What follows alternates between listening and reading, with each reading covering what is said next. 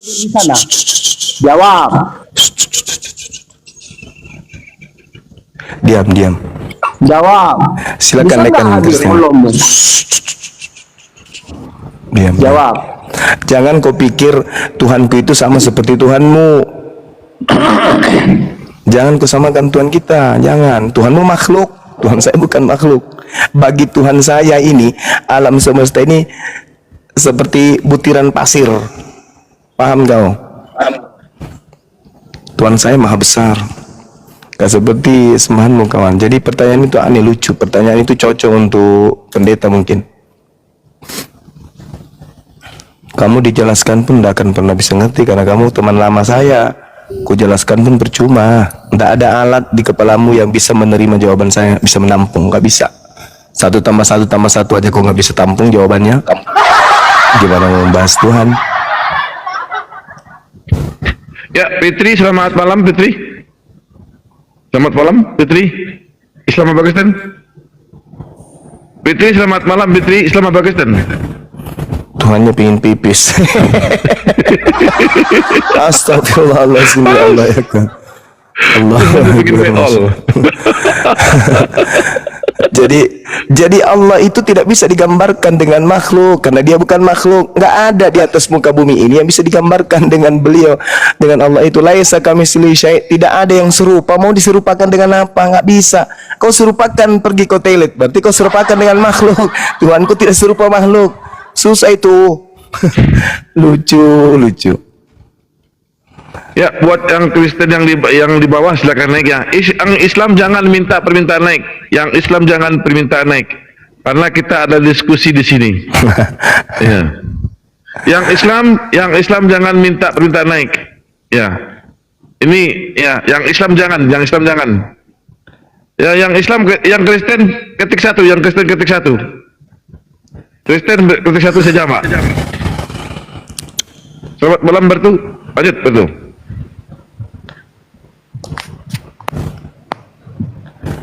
Jadi latar belakang penyaliban, rencana penyaliban itu bukan karena dosa waris, tapi karena faktor ekonomi. Itu yang betul.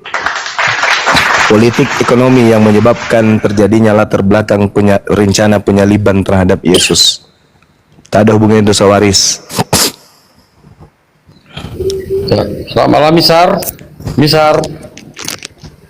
Misar malam. Ini ada Bertu, Bang. Ini Kristen, Bang Bertu. Lambertu.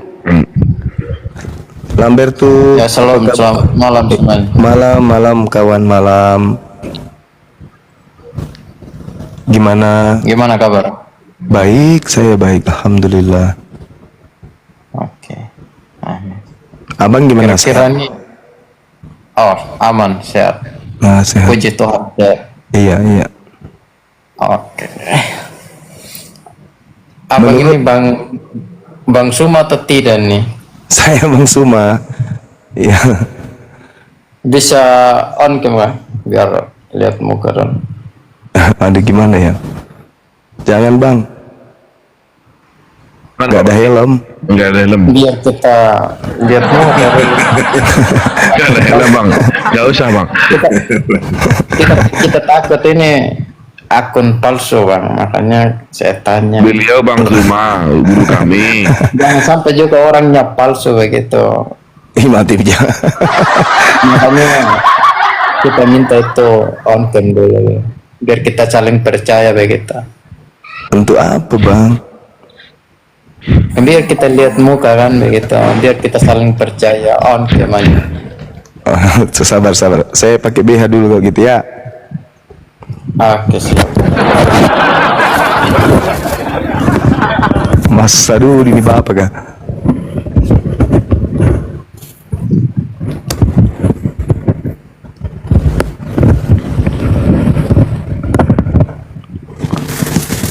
Nah ini gara-gara apa tadi ini disuruh kita? Nah, Sama-sama on cam, Bang Bertu. Berani nggak? Iya, kalau dia on cam saya juga on cam. Oh iya, enggak. Masalahnya syaratnya ini pakai helm gitu kan? ini saya Bang. orang yang membuat masa depan Pak Bom Bom suram. Hancur saja hancurnya Bang Zuma, Berunda. Iya, hancur. Hancur. Oke. Lanjut. Silakan dulu, saya terima telepon dulu bentar ya, Bang. Silakan. Ya, yang naik yang Kristen ya teman-teman ya, yang Islam pending dulu ya. Oh. Bang Suma masih terima telepon dari, kita tunggu aja Bang Suma. Ya, sambil menunggu Bang Juma telepon. Yang Islam tolong dipending dulu ya. Narasumber kita cuma satu di atas. Tolong yang Islam dipending dulu teman-teman. Yang Kristen ketik satu ya beri jambak aja. Kristen ketik satu beri jambak aja.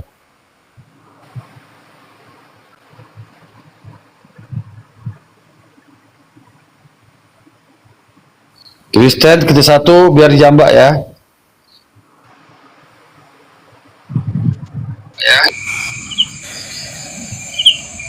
Ya, Roy. Selamat malam Roy. Islam Kristen. Bang. Kristen Bang. Oke, lanjut.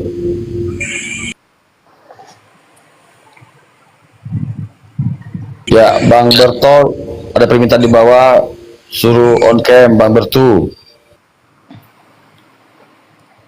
Iya, biar fair kan Bang Juma tadi udah open cam, Bang Bertu ya open cam lah. Betul, biar fair. Teman-teman Muslim, tolong di cancel ya permintaannya ya, sudah di cancel, minta naik lagi tuh. Ya jangan dong ya, karena kita butuh narasumber lagi dari Kristen. Kira-kira gimana topiknya itu atau temanya Kak? Kalau boleh tahu. Open cam dulu Bang Bertu. Tadi kan Bang Juma udah open cam dia. Iya, saya tanya kan sekarang gimana? Maaf, saya nak bertanya, Bang Roy ini pendeta ya? Wah, bukan. Aku ya pengagum Bang Juma, Kristen saya. Tapi ya Kristen ya. Ya udah. pengagum banyak pengetahuan, tapi sering membohongi hatinya dengan apa yang diucapkan itu aja. Ya Bang Juma. Enggak lah.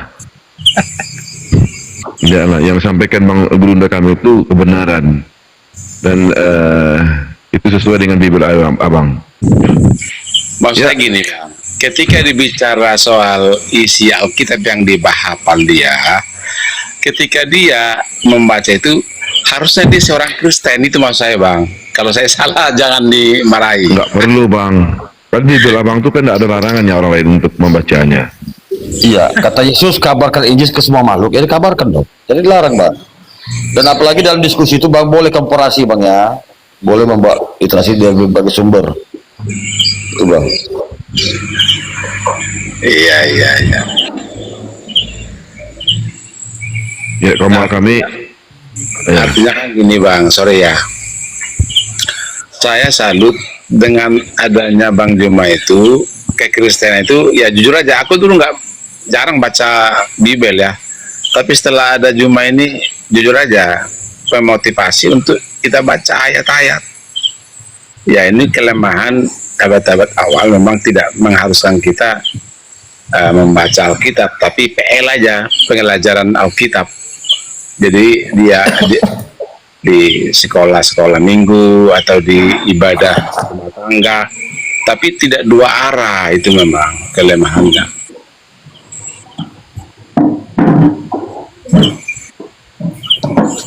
Makanya sekarang kan apologet Kristen udah mulai banyak, sehingga kan banyak mempertahankan imannya, supaya jangan salah paham kawan-kawan Muslim kepada Kristen. Itu yang saya tangkap, gitu Bang.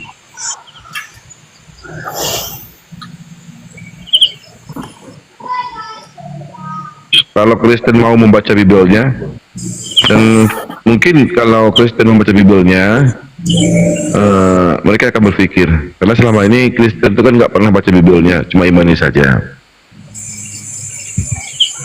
Kalau saya Bacanya tidak saya baca Alkitab saya baca Bible saya.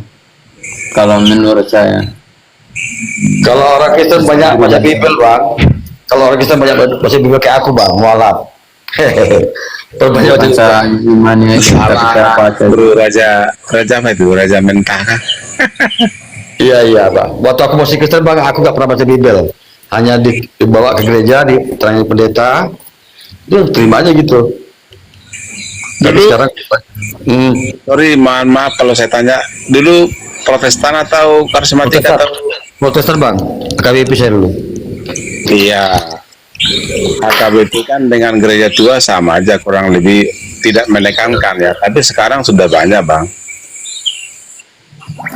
Bagaimana Bang Suman bisa mau diskusi dengan dia, cerita tentang apa Kak? Silakan bang, nanti Kan pilih. bang cuma teleponnya orang banyak mau ninggi kau nunggu anda ini. Jadi bang Suman ini dari mana? Protestan, Katolik? Siapa? Protestan bang, Protestan. Kayak orang Batak ya. Ini bang Betro ini betul? Saya Kristen Protestan Pak. Sama, saya mantan Protestan dulu. Tunggal, tiga Tuhan. Iya. Tapi kok bisa bro malah ya leh. Aduh, apa yang Iya. salah ya? Yang salah, ya menurut saya aneh bang. Konsepnya Tritunggal itu Bapak, Putra, Roh Kudus atau anak Roh Kudus ya kan. Bapak bukan anak, anak bukan Roh Kudus, Roh Kudus bukan Bapak. Sudah dikatakan berbeda. Berarti ada tiga Tuhan itu. Karena dikatakan Bapak Tuhan, Yesus Tuhan, Roh Kudus Tuhan. Nah, itu kan menurut pendapatnya Anda. Coba Kalau logika. saya Tentang keberadaan Tuhan itu bang, bukan soal Makanya- jumlah itu, keberadaan Kalau- Tuhan, kebagaimanaan Tuhan itu maksudnya, bukan soal jumlah itu bang. Jumlah Iya. bang. Bapak bukan anak, anak bukan Roh Kudus bukan Bapak. Roh Kudus bukan Bapak. Ada tiga sosok itu bang. kalau Muncul. apa bunyinya apa Yohanes 3 ayat 16 itu Pak. Sambil Coba yang mantan bang Zuma telepon. Oke, pengutus lebih besar dari pengutus. Ya, tahu saya. Iya, kalau raja-raja men itu apa bunyinya itu? Yohanes 3 Oh, ayat 16. Karena besarnya kasih Tuhan karena sehingga mengandungkan anak yang tunggal. Mengandungnya kan bukan untuk membunuh anak tunggal, bang. Hah? Kok baca Karena- baik-baik katanya mantan Kristen tapi nggak jelas kan. Karena begitu besarnya kasih Allah atas dunia ini sehingga dia mengandungkan anak yang tunggal. Amin. Amin. Betul? Betul? Betul apa itu? Ya kan? Kata- Yohanes 3:16 kan? kata- Betul? Katanya itu mantan Kristen tapi nggak tahu Betul nggak? baca. Jawab. Betul nggak? Nggak. Yang saya katakan. Nggak betul itu, salah Ya. itu. Yang mana? Yang mana? Yohanes berapa kamu bilang? Akulah jalan iya. Katanya sudah tahu. Katanya mantan Oke, Kristen. silakan. Silakan bang Lunda. Ya, gimana saudara Lemberto? Mantan Kristen tapi nggak tahu semua gitu. Oh, ini yang suka meracu. Ini yang suka ngomel-ngomel. Gara-gara pas Bang Anusnya ada bisu, udah sembuh-sembuh, udah 4 bulan. Iya, ini ingat saya, ingat. Ingat. Ya gimana Bang Suma, kita bahas cerita tentang apa? Yang tadi itu loh, latar belakang kenapa orang Yahudi ingin menyalib Yesus. Karena secara pribadi saya itu, setahunya saya itu karena kita manusia berdosa. Dia menanggung ya, Apa dia hubungannya? menanggung dosa kita. Dia menanggung dosa kesalahan Allah, kita. itu cerita yang dibangun oleh Nabi Paulus. Ini Nabi Paulus itu menulis, nanti Nabi Paulus itu nulisnya di tahun 52. Di Ini mana? kejadian. Ini Di mana kejadian. ayatnya itu kalau Paulus itu menulis itu? Ya, di mana ada campur tangannya Paulus pada saat kejadian penyaliban. Tak ada. Di mana ayatnya kalau Paulus itu tentang penyaliban? Keadaan yang terjadi yang menyebabkan Suma, keluarga saya. Di mana ayatnya itu? apa tuh? Di mana ayatnya? Ya di Galatia, di Roma 14 nomor 9. Galatia berapa? Jangan di Galatia terlalu berat. Di Roma 14:9 aja. Roma 14 ayat 9. Ya, nomor 9, betul. Oke, sebab untuk itulah Kristus telah mati dan hidup kembali supaya ia menjadi Tuhan. Itu enggak yang Baik mendasari atas orang mati itu tidak. maupun atas orang-orang hidup. Apakah itu yang mendasari orang Yahudi Ini ingin membunuh Yesus? dasar- Apakah itu yang mendasari orang Yahudi? Itu pertanyaan saya. Itu yang Di mana kejadian itu bisa di mana Ah. kejadian itu bisa kita lihat? Itu kan narasi yang dibangun oleh Nabi Paulus. Setelah David Iya. kemudian Mesias kepada dia, Kristus. Kristus datang kepada Nabi Paulus. Nah sekarang permasalahannya kemudian, kalau Anda mengatakan dasar pijakan penyaliban itu karena supaya dia bangkit dari kubur untuk menjadi Tuhan, maka pertanyaan saya, di mana cerita itu bisa kita lihat? Di mana?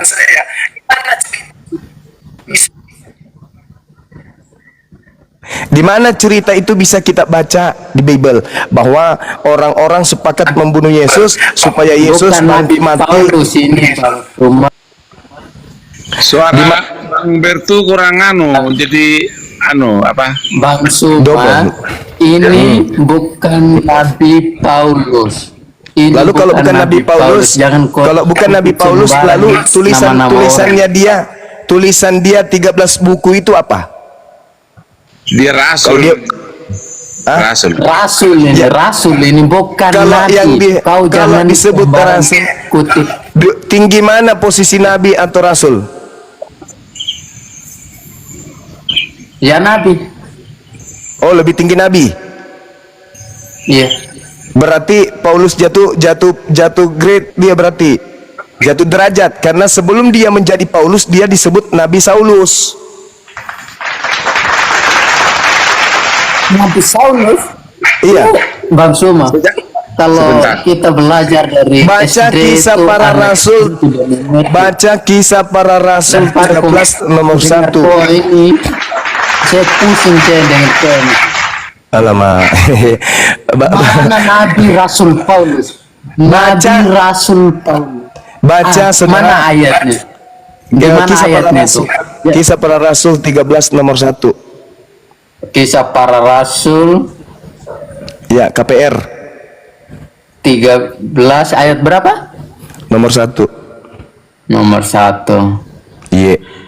Pada waktu itu dalam jemaat di Antioquia ada beberapa nabi dan pengajar, yaitu Barnabas dan disebut Niger dan Lukius orang Kirene Dan dan Menahem yang diasuh Dan? bersama dengan raja wilayah Herodes dan Saulus. Nabi enggak? Terus Ya Nabi kan? mana kata Paulus ini? Lah itu Saulus, makanya aku bilang sebelum dia berganti nama menjadi Paulus, dia adalah nabi. Bukan satu saja Paulus, bukan satu saja Saulus di sini. Saulus Pokoknya yang di semua. Ada nggak orang yang di Antioquia bernama Saulus selain Paulus? Ada nggak? Bang Suma ini tidak akan mungkin di Indonesia ini hanya kau saja yang nama Suma, banyak yang nama Suma atau berbeda-beda nama. Oh jadi Anda sudah akui ada yang bernama Nabi Saulus? Anda sudah akui? Nggak ada Nabi Saulus, nggak Lah ada. yang tadi KPR 13 nomor 1 apa itu? Yang mana itu? Yang tadi barusan Anda baca? Yang Matius. Yang KPR Kisah para rasul 13 tadi maksudnya dia. Yang mana KPR itu? Kisah para KPR rasul maksud dia. Kisah para rasul tadi. Kisah para Rasul berapa? 13 nomor 1. Iya, saya sudah tahu. Gimana? Di situ maksudnya Anda? di situ disebut nabi kok. Mana Nabi? Di Antioquia ada beberapa pengajar dan nabi, di antaranya Saulus. Alamak. Wah. Kau paham ini? Kau mengerti nak arahnya kalimat atau enggak? Justru Anda yang tidak mengerti. Anda yang tidak mengerti. Di situ tertulis nabi, Anda jadi bingung. Di mana? Tertulis di mana? Apa? Anda mau kemana? Dari mana? Berapa? Di mana? Anda yang tidak ngerti pula. Saya pula yang bertanya. Artinya ini atau enggak? Atau mau saya ajar kau dari SD? Mau? Saulus di situ masuk deretan apa? Deretan penjual bakso atau nabi? Sesuai dengan KPR di situ. Masuk namanya daftar nabi atau masuk daftar penjual saus kecap? Suma ini. Alamak. Kami dikatakan Rasul Paulus, tahu lagi Nabi Suma. Bisa-bisa kok Nabi Suma lagi. Tertulis begitu kawan. Inilah susahnya kalian ini. Iya. Ada Kau ini tertulis. gimana logikanya ini? Ada Katanya punya akal tapi nggak punya akal ini. Nggak punya otak ini Suma ini. Ganti Gimana? topik lain. Saya bingung dengan Suma ini. Nanti topik lain sudah. Bang izin. Bang Juma. Izin Bang Juma. Iya kawan, iya. Aduh. Oke, gini. Aduh. Saya kemarin kan nonton itu yang sama Pak Bom, Bro Iya, Joko. No. Nah, kenapa konsep teologi maling itu dibahas? Pikirannya dari mana waktu itu? Pak Bom yang minta. Pak Ya, Bom saya- yang minta. Saya akui kalau Anda berdebat bisa menarasikan kata demi kata, tetapi yang saya bingung tentang kitab Anda itu loncat Bang. Gimana itu coba? Maksudnya gini saudara, ada sebuah HP milik Yahudi, merek HP itu Samsung A2. Ketika Anda menuduh saya mencuri HP itu, ternyata di tangan saya nggak ada. Tapi HP itu Samsung A2 ada di tangan Kristen. Siapa yang pencuri sekarang? Analoginya Loh. bukan gitu. Loh, Gini loh, loh. loh. Bagaimana saudara Anda mengatakan bukan begitu? Coba, bagaimana Anda bisa Bentar. mengatakan? Karena kan di dalam kitab Anda Iya. mengutip ayat-ayat mengakui Abrahamik tetapi tidak mempercayai sepenuhnya apa yang terjadi di dalam Torah atau Taurat atau Injil. Gimana? Parah ini, lebih parah dari bom ini. Bukan Ini- soal parah. ini Memang kit- kawan-kawan muslim itu loh Bang. Loh, ini kan kita berbicara mengenai siapa yang mencuri kitabnya Yahudi, kawan. Bereshit, Shemot, Wayikra, kemudian Wamibrar, kemudian Devarim. 5 pokok hukum yang ada di kitabnya Yahudi ada di kitabnya Kristen. Itu saya kasih analogi tadi. Ketika HP merek Yahudi punya adalah Samsung A1, dicari di tanganku nggak ada, tapi ternyata ada di tangan Kristen. Siapa yang ngambil barangnya? Orang Yahudi. Saya atau kalian?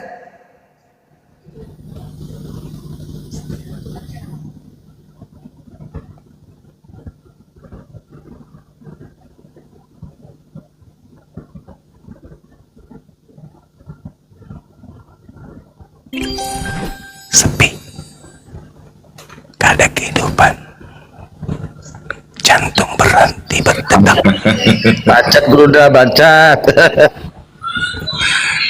Gimana? Tunggu bentar ya, mau dilanjutkan?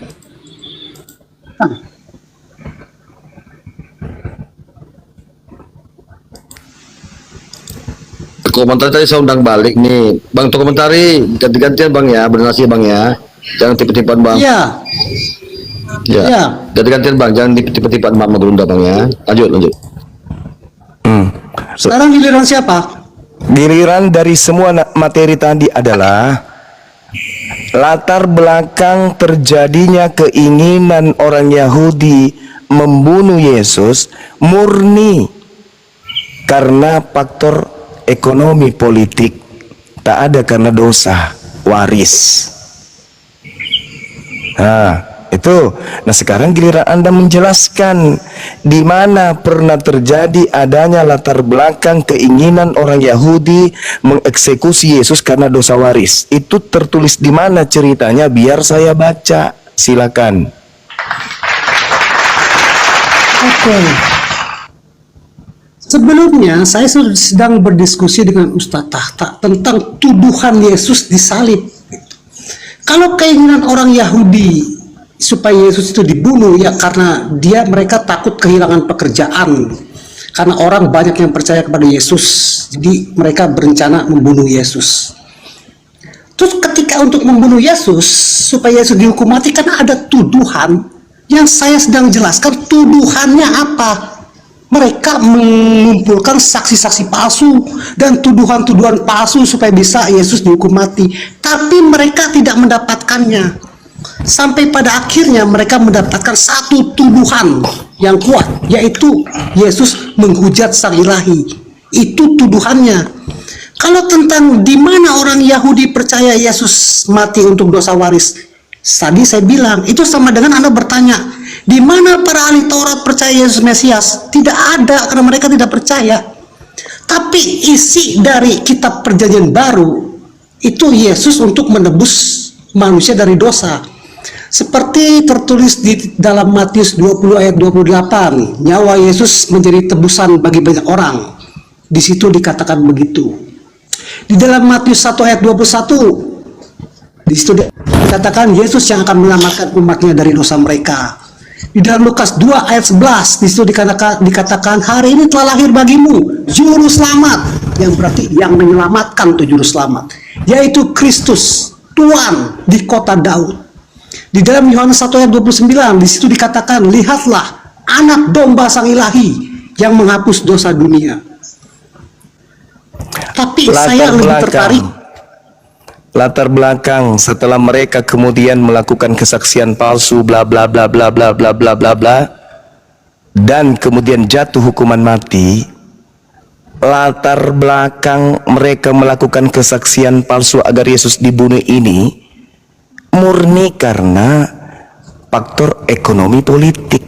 Yang saya tanya kepada saudara, kejadian yang muncul bahwa mereka ingin membunuh karena dosa waris itu tertulis di mana, biar saya baca. Kalau yang Anda katakan tadi di dalam Matius, di dalam Lukas, karena darahnya, dia dosanya, Anda tebusnya, Anda menyamnya, itu kan konsep yang muncul belakangan, yang tidak melatar belakangi pembunuhan, kawan. Apapun bisa terjadi. Yesus mati karena utang kita, Yesus mati karena janda. Apapun boleh dinarasikan setelahnya. Ini yang sedang kita bangun adalah kerangka berpikir praktis. Apa yang menyebabkan kemudian orang Yahudi sebagai tuan rumah ingin membunuh Yesus? Itu kawan, itu kesaksian palsu. Yes, tipu muslihat. Yes, Al-Quran saya juga mengatakan itu. Wa makaru wa makarallah, Quran saya menegaskan malah. Tapi yang melatar belakangi ingin supaya mereka ini melenyapkan Yesus itu apa? Sampai detik ini kalau kita dudukkan perkara pada poin sesungguhnya, mereka ingin membunuh karena faktor ekonomi, politik. Adapun muncul dosa waris itu muncul karangan belakangan.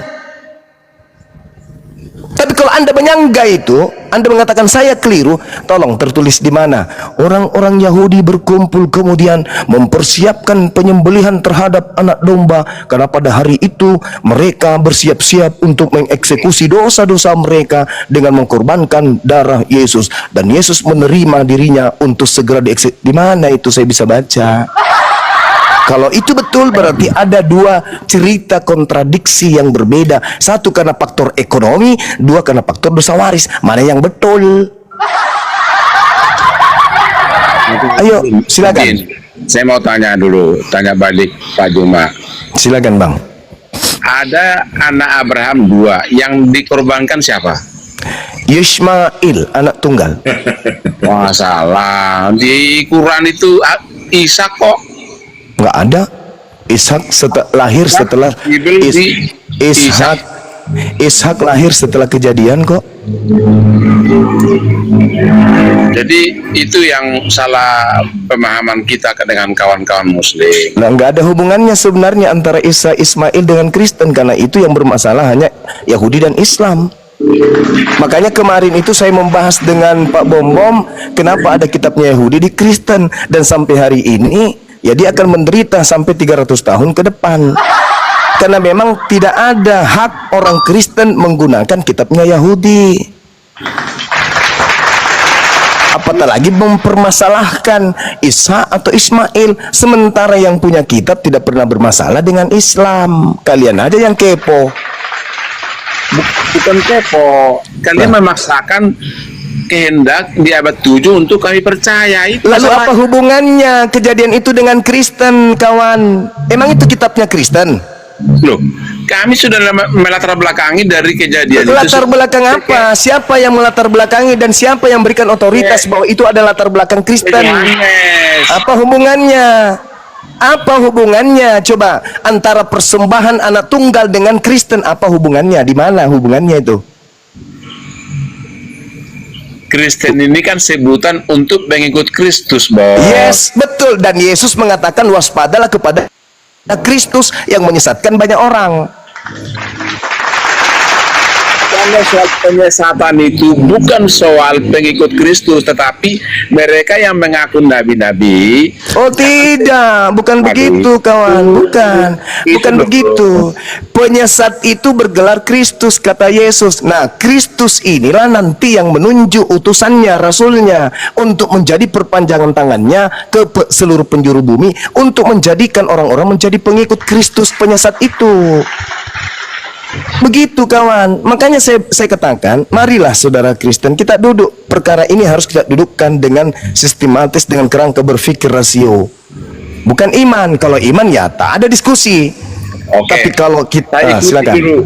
Saya ikuti dulu cara narasimu. Gini. Ya silakan. Kebenaran apa yang Anda bawakan dari kitab Anda atau Nabi Anda? Secara jujur, saya udah baca sejarah tapi saya nggak bawa bukunya.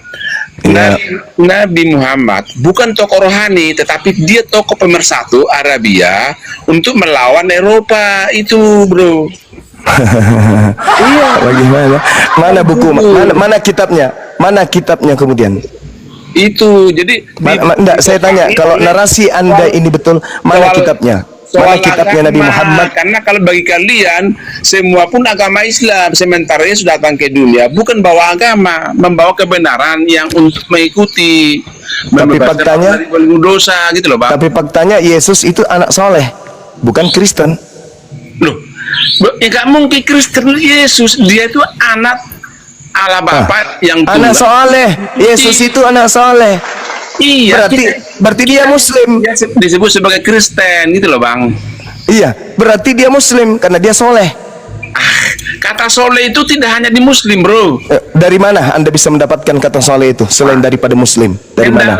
Begini loh, ini ada narasi ya. Hendaklah kalian memilih diaken atau penatua menjadi orang-orang yang saleh. Nah, soleh ini dalam bahasa Yunaninya apa?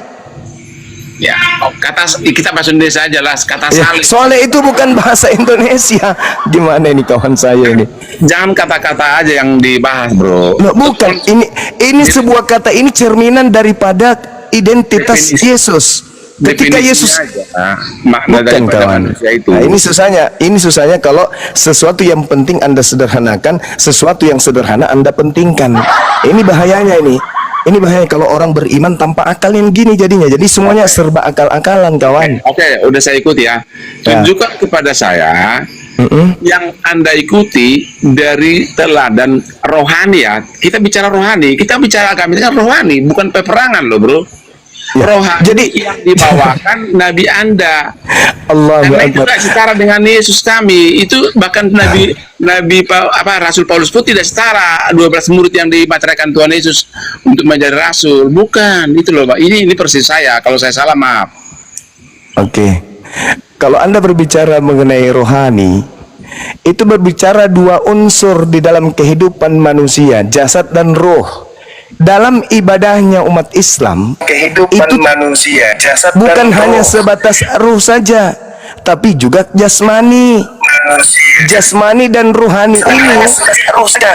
Tapi juga kenapa lagi ini gantungan kunci ini satu ini. Ya, jadi Islam itulah agama yang melibatkan hati, kalbu dan pikiran. Berbeda dengan Kristen. Justru Kristen itu tidak menggunakan kemudian sifat kalbu, hati yang bersifat gaib dalam dirinya.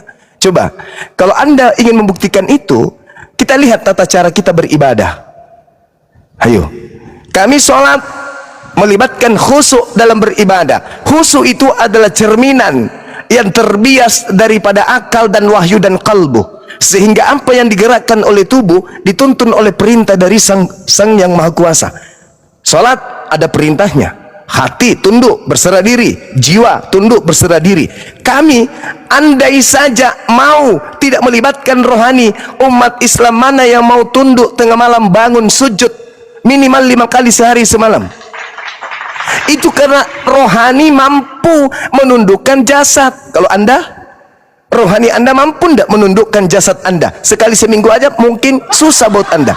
Tapi kalau kami sujud sehari penuh, jasad tunduk pada perintah rohani kami. Satu-satunya agama yang tidak memiliki prosesi dari Tuhan cuman Kristen. Artinya rohani kalian tidak mampu menundukkan jasmani kalian. Justru jasmani kalian yang menundukkan rohani kalian. Apa buktinya? Tak ada yang haram di Kristen. Tepuk tangan untuk itu. Apa yang haram di Kristen? Apa ini? Mana? Mengawini lebih dari satu istri ya haram. Mana dalilnya? Istri orang haram. Mana dalilnya? Mana dalil? Mana dalil? Mana dalil? Kalau iman tanpa akal, kambing pun bisa. Ini iman tanpa akal, monyet pun bisa. Anda berbicara, kucing pun bisa ngomong. Tapi kalau tanpa akal, mana dalil? Justru akal itu yang dicocokkan. Mana dalil pengharaman di Bible? Satu ayat saja kalau ada. Ku jadikan obat kalau ada. Silakan. Mana? Jadi mana? Gini loh. Enggak ada kawan. Tepuk tangan untuk itu. Tak ada yang haram di agama Anda. Semuanya halal. Yang mengikuti cara berpikirmu saya ikuti. Bukan, Anda harus ikut. Anda harus ikut. Tidak mungkin saya yang ikut Anda. Anda yang harus ikut. Dibawakan oleh Nabi Contoh apa? Umat Islam sangat bangga. Kenapa? Orang Kristen ikut-ikutan ke Islam-Islaman. Oh tidak. Oh tidak. Oh tidak. Oh no, tidak. Katanya. Tidak katanya. Nah, sekarang kalau Anda mengatakan tidak ikut kepada Islam, sekarang ketika kemudian Anda mengatakan Anda tidak ikut kepada Islam, di mana Anda bisa mengambil kata Alkitab selain dari Islam? Itu soal kata sebutan. Inilah yang saya katakan. Jangankan soal Anda offside. Inilah saudara. Inilah kalau beragama tanpa akal. Inilah kalau beragama tanpa akal. Anda mengatakan tidak ada yang bisa ditiru. Jangankan kami umat Islam, sami'na wa ta'na. Kristen aja nih yang dari barat, agama penjajah, ikut ajaran Nabi Muhammad. Gimana ini kawan-kawan? Itu liturgis bro, liturgis itu bro. Loh, dari hal sepele ini aja kalian ngikut, apalagi yang lain. Ya kan? Anda nggak sadar itu. Maksudnya apakah sholat yang dimaksud Bang Juma kah? Sholat sistem sholatnya kah? Tidak, apapun itu. Apapun itu. Sekarang coba Anda bandingkan. Coba Anda bandingkan kehidupan orang Kristen di barat dengan kehidupan orang Kristen di Indonesia yang mayoritas. Keislam-islaman bukan Anda? Ketika kalian berbicara, Masya Allah, Subhanallah, Alhamdulillah, Allahu Akbar. Kami nggak ikut-ikutan halilintar, haleluya. Nggak ada kayak gitu-gitu. Nggak ada. Kalian mengikut kepada ajaran Nabi Muhammad sallallahu alaihi wasallam. Mana pernah aku bilang subhanallah masa. Saudara, saya pernah naik pesawat dari Palu ke Makassar saat bencana. Ada orang di samping saya cuman pakai baju dalaman perempuan, ya, rambutnya keriting, salibnya besar sekali tuh, kayak telunjuk kiri kanan tuh di belakang muka. Begitu ada guncangan apa teriakannya kemudian Allahu Akbar. Coba. 1 juta itu bro. Udahlah kawan, kita diskusi yang santai-santai. Ya, yang lain aja. Yang saya pandai soal baca isi atau ayat-ayat. Yang saya maksud begini Bang Juma, saya jujur aja pengagum Anda, hanya yang saya maksud karena bohongi hatimu kepada apa yang Anda baca. Kok saya bohongi hatiku, gimana ini ya? Ya gimana kawan, masih mau membahas tentang kitabnya Yahudi yang Anda ambil atau gimana ini? Tidak, enggak usah. Saya enggak usah. Soal apa itu? Kita suci Tuhan aja, bicara atau membahas latar belakang Yesus disalib menurut tuan rumah atau apa? Konsep bertuhan aja. Ya, konsep bertuhan. Banyak yang kita bahas ini, apalagi Bang Juma semua dilawan Bang Juma. Kita baca Bang Juma berdalih. Ya, konsep bertuhan, oke. konsep bertuhan. Kalau menurut Yesus, Tuhan itu ada nggak serupa dengan makhluk? Sang sumber itu yang tak hampir itu digantikan oleh Yesus supaya kita sampai kepada Dia. Itu intinya yang saya tahu. Yang saya tanya Yesusnya, kawan. Saya nggak mau itu yang dibawakan Yesus. menurut Yesus, yang mengutus Dia itu bisa nggak serupa dengan makhluk?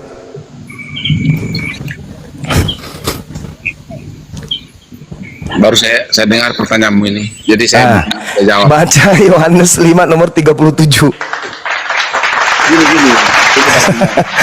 Saya udah katakan, ayat demi ayat Anda paham betul dan hafal bahkan. Yang saya maksud begini, ketika Anda membaca isi daripada Bible kami itu, Anda teriring untuk memutarbalikkan atau mendefinisikan seenak hati penyampaianmu dalam narasimu itu yang saya nggak terima itu loh, Bang. Saudara, bukan begitu, salah, keliru Anda. Iya. Kenapa Bible itu kemudian dari zaman ke zaman direvisi, dikoreksi? Karena kata-katanya, Bang. enggak, bukan saudara. Karena ada makna rasa bahasa Indonesia yang ingin dipadukan dengan konsep pemahaman kita orang Indonesia dengan apa yang tertulis. Secara teks, betul. Nah, makanya contoh, Bapak yang mengutus aku, dialah yang bersaksi tentang aku. Kamu tidak pernah mendengar suaranya, rupanya pun tidak pernah kamu lihat. Bagaimana sesuatu yang tidak pernah kita lihat rupanya bisa kita gambarkan kemudian seperti makhluk? Coba. Kan dia udah bilang, ketika engkau melihat saya Thomas, bukankah engkau sudah melihat Bapa? Kan itu ada di sana. Bukan Thomas itu bukan Thomas. Ya. Nah, sekarang ketika kau membunuh aku berarti sama dengan membunuh Bapa yang Maha Kuasa itu. Kalau soal membunuh Bapa, bukan ke situ lah, Bang. Tapi kalau melihat ke situ, kalau membunuh tidak. Inilah kesalahan fatal yang Anda punya. Itu loh. Sederhana bukan? Sederhana. Cuman saudara Kristen itu sudah terikat doktrin. Kita selamat, kita anak Tuhan, pokoknya kita dijamin. Itu. Tapi Anda lupa untuk mempelajari Bible. Ketika umat Islam mendalami Bible, kaget. Ternyata ini loh isi kandungan Bible itu yang selama ini tidak diurai oleh pastor dan pendeta kepada kita. Gitu, terima. Sebentar, Bang. Terima. Gini, makanya aku bilang tadi, makanya saya komparasikan narasi Anda kepada kebenaran di bawah Nabi Anda terhadap apa yang disebut rohani tadi. Bagaimana kita bisa mencontoh dia sebagai yang diagungkan, kelakuan dia tidak seperti apa yang Anda narasikan. Nah, sekarang ketika berbicara mengenai kelakuan beliau, yang tahu Anda atau orang yang sesamanya sampai hari ini? Aduh, kan pakai semua di Alkitab. Kan lucu kan? Nah, sekarang ketika Anda mengatakan bahwa kelakuan beliau, yang tahu kelakuan beliau ibunya, saudara-saudaranya, anak-anaknya, sepupunya, keluarganya, orang se-RT, sekampung, seakidah, seagama. Lalu Anda siapa? Kan gitu pertanyaannya. Makanya gini, bro. Itu yang saya, cuman nggak enak kita di forum ini menyampaikan nanti kan. Sebenarnya di ayat Al-Quran Anda sendiri pun itu ada jawabannya, cuma saya nggak mau ngomong lah. Silakan Anda tunjukkan, kan begitu. Enggak apa-apa, kita berdatang, nggak masalah. Kita ungkap semua apa yang ada datanya, nggak masalah. Yang penting datanya ada. Coba. Contoh. Ada nih kata orang ini dibahas mungkin waktu saya tonton Abang Juma tahun 2000 ya kalau nggak salah, yang soal masalah Aisyah dikawini 6 tahun, gimana kebenarannya itu? Coba. Nah, sekarang hukum apa yang dilanggar ketika kemudian beliau menikahi Siti Aisyah? Hukum negara, hukum agama, hukum adat, hukum apa yang dilanggar oleh beliau? Hukum moral. Hukum moral. Di mana itu tertulis? 6 tahun loh, Bang. Itu kapan kejadiannya? Lah justru itu makanya coba bahas sendiri lah itu. Ya inilah lucunya saudara saya Kristen. Oke saudara.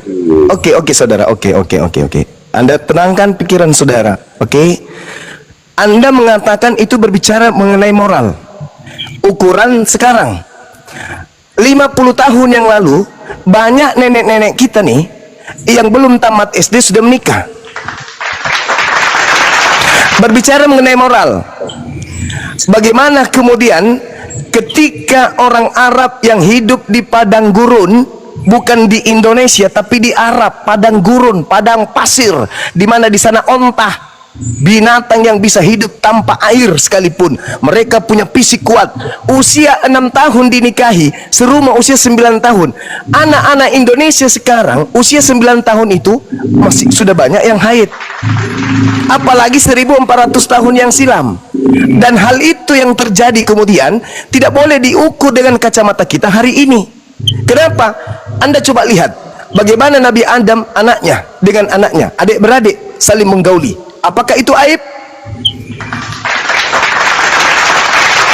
Kalau adik-beradik pasti aib lah, bro. Nah, bagaimana dengan keadaan anaknya Adam alaihissalam? Ya kalau itu nggak usah lu jauh-jauh. Nah, ini dia. Makanya Bang. kalau kita memandang sesuatu, jangan sudut pandang kita untuk memandang itu, tetapi kita harus melihat dari aspek beberapa kacamata pada masanya, masa sekarang, dan masa yang akan datang. Itu yang perlu kita lihat. Betul. Nah, sekarang Sebentar, Bang, ketika sebentar, Bang. ya Sebentar, silakan. izin Bang. Justru yang saya maksud dari narasi dan penjelasan Bang tadi, hukum moral yang saya maksud, bagaimana sebagai teladan kita untuk kita ikuti, sementara moral dia tidak selayaknya menjadi contoh, menjadi seorang yang bisa ditiru secara rohani gitu loh Bang. Itu yang saya maksud. Inilah kalau Anda hanya melihat gajah dari pipet, yang Anda lihat cuma sehelai bulu dari gajah. Enggak. Justru di Apanya? kami, itu yang disebut itu gini. Sebentar saya lanjut, enggak apa-apa. Oke, saya buka. Di kami Kristen pun banyak yang bejat, makanya kami tidak ikuti. Contoh ini, saya di salah satu gereja yang enggak apa-apa saya buka ini.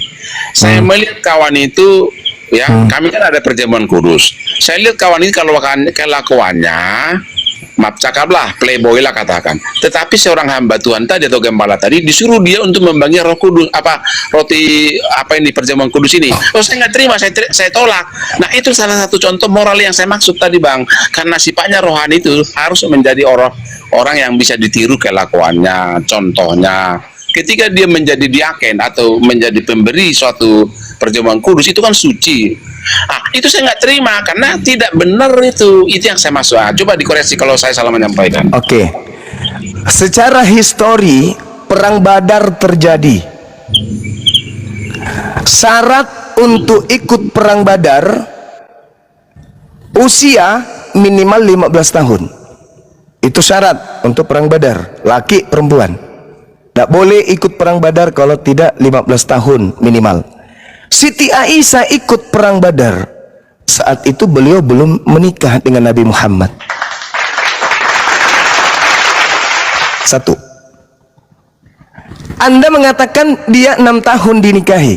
Anda harus membedakan dinikahi dengan dikawini. Kalau nikah itu bukan berarti digauli.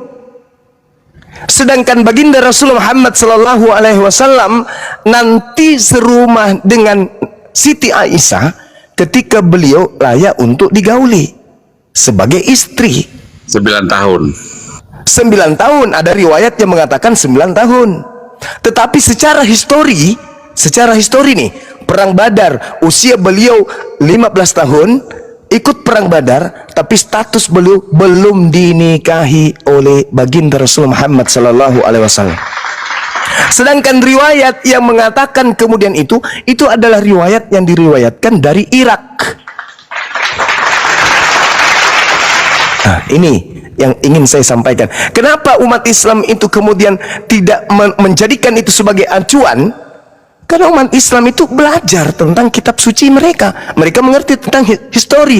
Orang tua daripada Siti Aisyah tidak ada yang komplain. Kalau tuduhan itu betul, berarti komplain masyarakat pada saat itu. Ketika masyarakat komplain, maka beliau tidak akan dijadikan sebagai suri teladan. Faktanya, Bang, karena takut Bang. Takut kenapa? Ya, saat itu kan otoriterisme dia tinggi dan keabsolutan kuasa dia. Boleh tidak ada tidak kemudian kitab yang menceritakan tuduhan Anda itu karena mereka takut? Bukankah Nabi Muhammad itu adalah orang yang sangat dicintai pada masa itu? Bahkan orang Yahudi pun mencintainya. Saking dicintainya, beliau sudah meninggal, sudah 3 hari mayatnya tidak rela orang-orang untuk menguburkannya. Mereka nggak mau ditinggalkan oleh Nabi Muhammad. Saking cintanya kepada beliau, mayatnya pun mereka tidak rela dikubur, tidak mau ditinggal oleh Nabi Muhammad. Itu yang pertama. Kedua, kalau tuduhan Anda itu betul, maka Siti Aisyah akan mengalami trauma. Faktanya, istri yang sangat mencintai dan yang paling banyak menghafalkan ucapan perkataan beliau yang kami sebut hadits adalah Siti Aisyah. Kalau dia adalah wanita yang terzalimi secara fisik dan seterusnya, maka dia akan trauma, akan menjauhi Nabi Muhammad, tidak akan mencintainya. Jangankan menghafalkan perkataan-perkataannya, mencintainya saja kagak. Tapi alhamdulillah, beliau wanita yang paling banyak menghafal hadits, 2000 hadits beliau hafal lebih. Apakah ini karena trauma atau karena sangat cinta kepada suaminya? Lalu siapa kita yang di luar daripada rumah tangga beliau, yang menghakimi beliau, yang kita belum tentu moralnya, siapa yang tahu di belakang istri? Kan begitu bang. Gini bang, silakan. Saya udah ikuti cara berpikirmu, saya udah lama ngikutin. Makanya aku bilang tadi, narasi yang Bang Juma sampaikan, kalau kedengarannya itu semua, waduh, hampir tipis. Artinya kebenaran itu. Yang saya maksud di sini begini.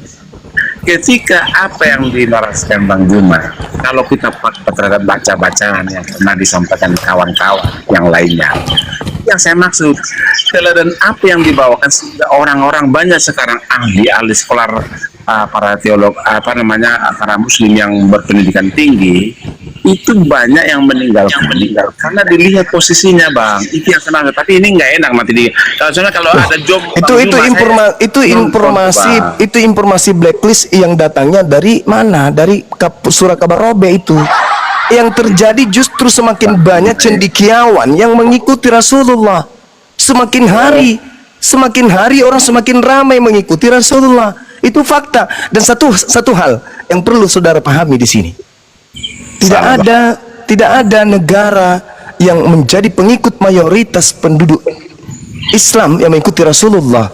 Kalau Anda katakan itu suri teladan apa yang bisa ditiru, yang menjadi dasar pijakan orang memiliki penyakit kelamin, atau negara Arab bisa kemudian kita periksa perawan di sana dengan negara Barat yang notabene-nya ajaran Kristen tentang perawan di sana. Artinya apa? Tuduhan terhadap Nabi Muhammad, tetapi menunjuk kepada Rasulullah 1 jari, tetapi menunjuk kepada diri sendiri 4 jari. Itu yang terjadi. Makanya penyakit AIDS tertinggi di negara Kristen. LGBT negara Kristen. Penyakit kelamin negara Kristen. Terus Anda bertanya, oh nggak bisa bang, nggak bisa. Terus Anda mengatakan suri teladan mana? Loh, lihat umatnya. Dan ketika berbicara mengenai poligami, lebih banyak orang Kristen, jangankan poligami, nikah saja tidak. Coba tengok di Barat bang, lebih banyak yang tidak nikah daripada yang kawin. Lebih banyak yang tidak nikah daripada yang nikah. Kalau di Islam saudara, ada kemudian legalitas nikah lebih dari 1. Tapi justru yang mempraktekkan Kristen lebih banyak poligami daripada Islam. Bandingkan saja. Oh sabar. Pembandingan antara Islam di Indonesia ini 87% lawan 7% dan Kristen. Angkanya coba Anda lihat selisihnya jauh. Bagaimana, siapa yang berpoligami? Di depan rumah saya ini kawan, di dalam kompleks ini, mohon maaf nih, 1000 maaf. Ini orang Kristen selang ke dalam rumah ini, istrinya 2. Islam mana di kiri kanan saya yang poligami? Nggak ada poligami di sini. Tapi yang ini yang depan rumah ini, maaf yang mendengarkan di bawah ini. Itu fakta bung. Satu dari 2000 bang. Ya, 2000 Islam, 1 Kristen, masih seimbang. 87% banding 7%, gila. Maksudnya 7% Kristen Indonesia salah, bro. 7% itu pun masih terbagi-bagi. Ada Katolik, ada Protestan, ada Advent, ada Saksi Yehova, dan seterusnya. Silakan. Bisa bang. Silakan. Bapak mungkin belum di umur zamannya Emil Salim soal kristenisasi yang disebut tahun 83 ya. Padahal tahu nggak Bang, transmigrasi yang keluar Jawa itu aslinya Kristen tapi dibuat KTP-nya Muslim. Saya temukan banyak itu Bang, di Bengkulu, Sumatera, di Kalimantan ada itu Bang. Jadi itu jangan salah paham. Abang ini kayak kerja di Dukcapil aja. Saya orang sekuler, saya banyak kerja di luar saya bukan orang pemerintahan. Saya di luar, saya melihat teman-teman saya ada. Bang Andi, sebentar saya angkat telepon. Lanjut Bang, lanjut. Nah, kalau mau ngomong gitu salah Bang Juma itu. Jangan di framing kami hanya 7% Bang, bukan gitu. Cuma gini, ini kebetulan saya mau jalan ini. Saya intinya gini, makasih Bang Juma. Saya tidak sepandai Anda untuk membaca ayat demi ayat. Yang saya masuk begini loh. Ketika Anda menarasikan soal konsep ketuhanan yang Anda anut, janganlah menghina Yesus. Itu aja nasihat saya sama Bang Juma. Makasih. Nggak ada yang pernah menghina Yesus Bang. Justru kami Muslim memuliakan dia loh. Kalau memuliakan harus meyakini bro. Itu kan itu. Memuliakan itu Bang artinya tidak diberlakukan sebagaimana tertulis di Bible. Di Bible itu Bang ada baca itu ditangkap sampai ke salib, dibunuh. Gini, Bang. Itu loh Bang. Entar dulu Mas, saya lagi ngomong. Menurut Anda lanjut ya. Tertulis seperti di Bible itu memuliakan atau bukan memuliakan itu Bang? Ya memuliakan Yesus lah. Yang meyakini dia mati seperti itu memuliakan gitu. Lah, itu karena teologi Abang yang kami udah beda dari Saya nggak nanya teologiku Bang, saya nanya Bang, peristiwa seperti itu Anda percaya, Anda memuliakan atau tidak itu doang. Bukan tes itu konteksnya bro, bukan itu. Lah konteksnya di situ Bang, di situ perbedaannya antara you and I. Kami Islam memuliakan dia, ya dia itu tidak disalib, tapi diselamatkan. Sebagaimana data yang ada di Bible, semalaman berdoa di Bukit Getsemani, Ibrani 5:7, karena kesolehannya diselamatkan dari maut, doanya didengarkan. Ya kita mengakui dia orang soleh, orang baik, dikaruniai oleh Tuhan, dilindungi oleh Tuhan. Ya abang malah mengatakan diperlakukan disalib seperti itu. Jadi abang sebenarnya yang menista di sini siapa? Itu loh Bang. Oke, saya lanjut Bang, bisa izin ya, gini. Ya. Soal penyalipan, bagaimana mungkin kawan-kawan di abad 7 menarasikan itu diserupakan atau diangkat, sementara saksi mata ada loh Bang. Dari semua peristiwa yang terjadi pada Yesus dituliskan kepada kitab-kitab kami dari kesaksian mereka yang telah mengikutinya, maka dituliskanlah semua menjadi kitab atau dikanonkan. Abad 2 kalau nggak salah, lupa Bang Juma yang paham itu dikanonkan itu. Nah intinya gini, saksi itu menjadi fakta untuk disampaikan kepada orang-orang pengikut Kristus gitu loh Bang. Makanya kami tidak akan mungkin percaya kepada abad ke-7 diserupakan. Ya begini Bang, silakan abang nggak percaya. Bang, silakan abang nggak Bang, izin Bang, silakan abang nggak percaya Al-Quran, nggak ada masalah. Tapi Anda nanti bentrok antara akal Anda dan iman Anda, perlakuan tertulis di dalam Bible Anda seperti itu. Bagaimana mungkin seorang utusan Tuhan ditangkap, diludahi loh Bang. Lihat sampai bajunya Bang, perlakuannya. Sampai di tiang salib Bang, kan berdarah-darah itu loh Bang. Masa abang tidak pakai akal kok bisa digituin utusan Tuhan? Saya mau nanya sama abang. Yang mengendaki Yesus mati di tiang salib itu A. Bapak di surga, B. Bapak yang disebut iblis lah menjadi bapakmu. Yang mengendaki dia mati seperti itu siapa Bang? Gini, kalau itu gini, nanti saya jawab lah. Ntar gini. Saya yang jawab, kalau abang nggak menjawab, saya yang jawab. Menurut sampean lah gitu aja. Ya oke baik. Perintah Tuhan di Keluaran 23 nomor 7 dilarang membunuh orang yang tidak bersalah. Ten Commandment 10 perintah Tuhan dilarang membunuh orang yang tidak bersalah juga. Betul. Begitu ya, jelas itu. Jelas sekali tidak dilarang membunuh orang yang tidak bersalah. Itu perintah Tuhan. Yesua Amasiah tidak punya salah. Dia orang soleh, dia orang mulia. Setuju nggak Bang? Betul. Betul. Yang menghendaki orang mati terkutuk itu adalah iblis. Yohanes 8:44. Iblislah yang menjadi bapakmu sehingga kau ingin membunuh aku. Makanya saya tanya ke abang, yang menghendaki Yesus mati di tiang salib itu bapak di surga atau bapak yang iblis ini? Jangan satu ayat, Pak. Jangan Ini satu banyak ayat bang, banyak data itu loh. Jadi gini, Ya gimana? ketika itu bawa narasi bro terhadap soal memuliakan dia sampai dia dibunuh lalu kita apa namanya yang abang tidak sepakat kepada iblis, bukan, tetapi itu kehendak Bapa supaya dikalahkan maut itu tadi gitu loh bang. Itu Mana ada mungkin kehendak, bang, di mana ada kehendak bapak boleh membunuh orang yang tidak bersalah? Di mana? Pas Bang Juma sama Aida kalau nggak salah itu. Abangku yang terkasih. Di mana ada perintah Tuhan boleh membunuh orang tidak bersalah, bang? Nggak ada. Betul, tidak ada. Ya berarti Yesus itu nggak boleh dibunuh karena nggak punya salah. Akal dong bang, akal dong, sinkronkan akalnya dengan iman abang. Akal saya nih sehat aja bang. Ya kalau sehat, Anda harus seperti saya pendapatnya, nggak boleh bunuh Yesus, tidak punya salah dia bang. Enggak lah bro. Nah, Oke lah, ini ke abang nih, ini pertanyaan sederhana bang. Pembunuhan itu Yesus di tiang salib itu menurut abang ini ajaran keji atau ajaran kasih?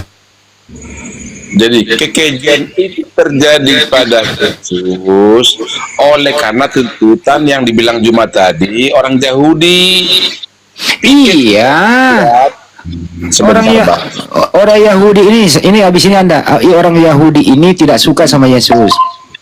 Yudas berkhianat, tambah tentara Romawi. Pertanyaan saya bang, apa yang merasuki mereka ini sehingga mereka ini ingin membunuh Yesus? Apa yang merasuki mereka? Silakan bang. Pertama ambisi, kedua dipengaruhi oleh si iblis. Nah iya itu, jadi mereka kemauan iblis lah sehingga Yesus dibunuh begitu bang. Tadi kalau diterangkan Bang Juma, Bukan kehendak Bapa di surga. Iya, saya maksud tadi. Akhirnya abang jujur juga menjawab. Jadi gini loh, Ya. ketika abang tadi bilang soal siapa yang menghendaki, Bapa di surga, sang firman tadi, sang ilah itu menghendaki supaya menyatakan dirinya berkuasa atas maut, mengalahkan maut, itu loh bang. Makanya dia bangkit di hari ketiga. Oh, bang, kalau mengalahkan maut artinya dia tidak mati. Loh, bagaimana orang bisa dapat menyatakan dirinya mengetahui kematian atau kebangkitan kalau dia tidak dimatikan? Justru kematian itulah yang membuat dia tidak tertolong oleh maut. Itu mati bang namanya. Maut itu tewas, mati bang. Itu namanya maut. Yang mengalahkan maut itu bang, kalau dia diselamatkan oleh yang mengutus dia, itu baru selamat dari maut. Di sini Kalau abang ini mengatakan Yesus mengalahkan maut, justru enggak. Yesus itu kena maut di tiang salib bang. Abang kok kebalik-balik sih abangku ini bisa. Dada-dadanya nih abang perbedaan cara berpikir kita bang, itu yang saya maksud. Sebenarnya Bang Juma paham itu, cuman dia masih membohongi hati nuraninya. Oke lah, kalianlah di sini, aku udah ngantuk ini. Wah, Bang Roy doktrin Salam lu, menyampaikan Bang Juma, yang lain-lain mohon maaf ya. Makasih Bang Roy, maaf ya Bang Roy ya, tapi saya hanya membawa Bang Roy ke alam sadar supaya akal berfungsi Bang. Kita lanjut. Entar dulu ya dulu. Jadi saya hanya ingin kita bersahabat diskusi, ya silakan aja. Mau mengimani apapun, tidak ada pemaksaan iman, tapi mari kita pakai akal kita bahwa semua nabi yang pernah ada di muka bumi, utusan Tuhan itu pasti disayangi oleh Tuhan, termasuk anaknya Maria, dilindungi oleh yang mengutus dia. Sampai kapanpun dia dilindungi. Sekarang Yesua Amasia itu ada di sisi yang mengutus dia. Selamat dia bang. Bang Juma sama Bang Juma dong. Diam dulu kau ya, saya sama Roy dulu atuh. Roy kan belum turun. Habis ini lu yang ngomong.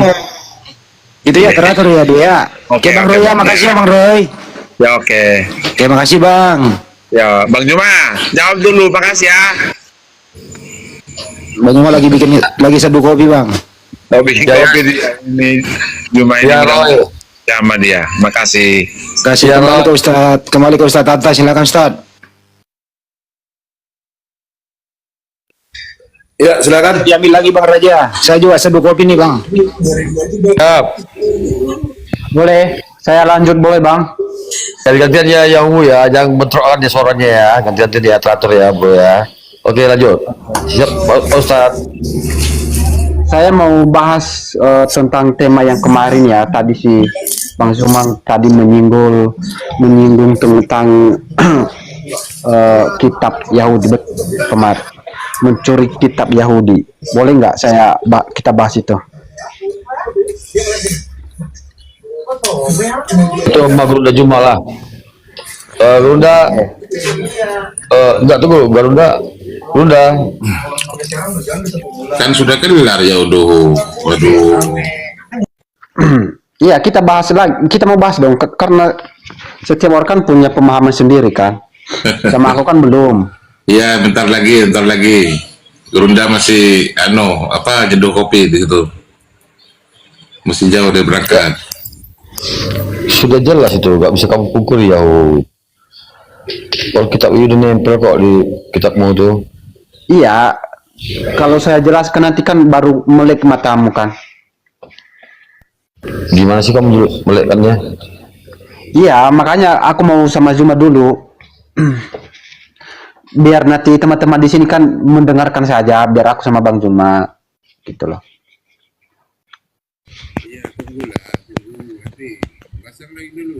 Suara Ustadz kecil Ustadz. Kecil Ustadz, suaranya kecil. Cek. Ya Mantap. bentar dulu lah kalau mau bahas itu nanti kalau Gurunda sudah aktif kembali. Sementara Ustaz Tata, monitor Ustaz Tata. Lama sekali. Ustaz Tata, monitor Ustaz. Itu. Tetap. Ya udah ya nanti. Ya, tak komentari sama Ustaz Tata dulu. Gurunda masih jauh Kalau lebih hubungi dulu Ustaz Tata, Bang Dato. Ya siap. Aku mau bahas tema yang katanya kitab Yahudi dicuri. Aku mau pengen bahas itu sama Zuma, boleh nggak ya? Ya silakan nanti. Ya silakan nanti. Ya. Nanti kami berikan kesempatan kok. Terus kalau Bang Zumanya lagi ini. Aku tunggu berapa menit ini. Ya. Data, monitor sudah. Atau setelah penuhnya. Data. Oke, aku tunggu ya. Oh ya. Ya. Oh ya, silakan. Ya. Ya sedang sekelas bom saja terkencing-kencing di celana sama guru kami. Ya. Begini bro, kalau membahas sesuatu itu kita harus bisa melihat secara utuh ya. Jadi kan orang kan dalam memahami sesuatu berbeda-beda. Tapi coba nanti kalau mungkin Bang Zuma, nanti coba Bang Datuk dengarkan aja. Jadi nanti Abang melek nanti. Siapakah yang mencuri? Apakah Islam, apakah Kristen yang mencuri? Oke? Saya kalau nggak ada Bang Zuma, makanya pengen saya sama Zuma, gampang aja sejak itu. Ya. Jadi karena ada Bang Zuma, ada guru sini, saya nggak berani. Nanti sama saya aja nanti kalau. Ya.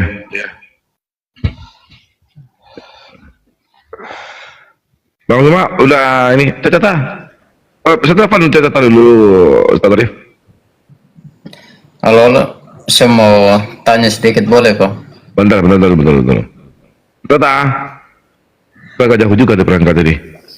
Terapa tuh Semua kok pada lari semua ya. apalagi Yahoo, kau tahu apa kau?